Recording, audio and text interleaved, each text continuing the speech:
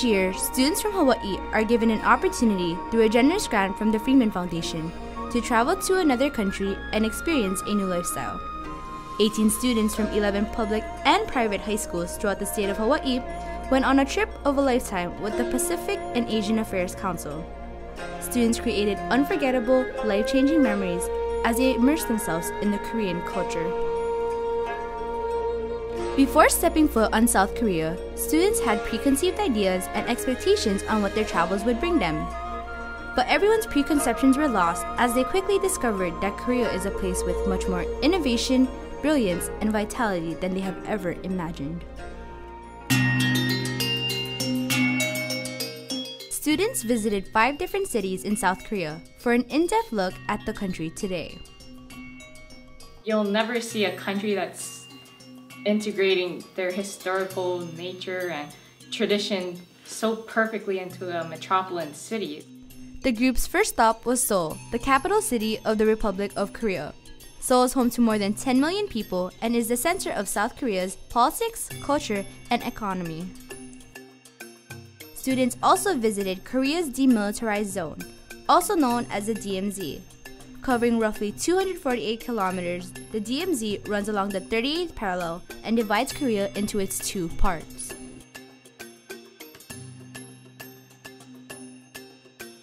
The students then had a glimpse of an average Korean student's school day as they visited a local high school in Seoul for cultural exchange and camaraderie. The Hawaii students shared the aloha spirit by performing a hula dance for their Korean friends, and in return, the Korean students showed off their amazing talents by playing the piano, singing, and dancing. When you get to know them, you really realize that they're not much different from other students in other countries, such as your own, but then you also realize how different they are in their own ways, and that's what makes them unique from their own country. The next stop was Andong for a 2-night stay at the Haho Folk Village, a UNESCO World Heritage Site. The village's atmosphere exposed the students to a side of South Korea away from the concrete jungle. I'm connected to my past because I've grown in the Philippines. I've experienced farming and I've grown around livestock. So when I got to Andong, it was really a flashback to my history and to my past. Here, students experienced many cultural traditions, including a mass dance and wedding ceremony performance. The group's next stop was Gyeongju, the capital city of Korea during the Shilla dynasty. During their stay, students embraced the cultural heritage of Shilla and the architecture of the Choson dynasty. The PAAC students also had an overnight stay at the Golgusa Temple in Gyeongju. I felt like I actually immersed myself into the culture at this temple, and practicing Sunmundo, the martial arts over there, I thought was a once-in-a-lifetime thing. I mean, they were the only martial arts temple in Korea, so I felt honored to be there. Busan was the next stop of the tour. Here, the group met their homestay partners at the Aloysius School. The students at the school are orphans under the care of the Sisters of Mary. This was the highlight of the trip for almost every Hawaii student. We were able to create connections and bonds that we won't really ever forget. They were also able to leave a gift for the students, more than $2,500 that was raised by the study tour participants prior to the trip.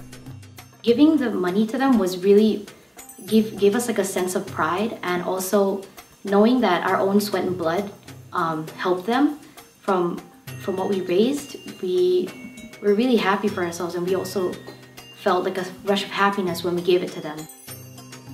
After their 2-day stay in Busan, the students hopped on a high-speed train back to Seoul. The group spent the remainder of the trip touring in Seoul, where they soaked in the last bits of the Korean atmosphere. When it was time to say goodbye, the students reflected on their time in Korea.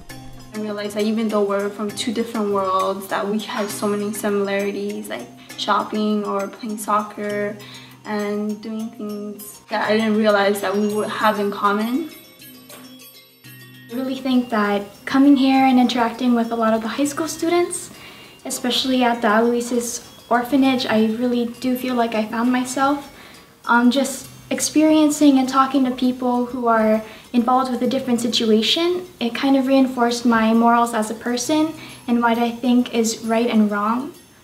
Personally, I thought coming into the trip, oh, I'm sort of just not going to get changed. It's just going to be sort of like another field trip.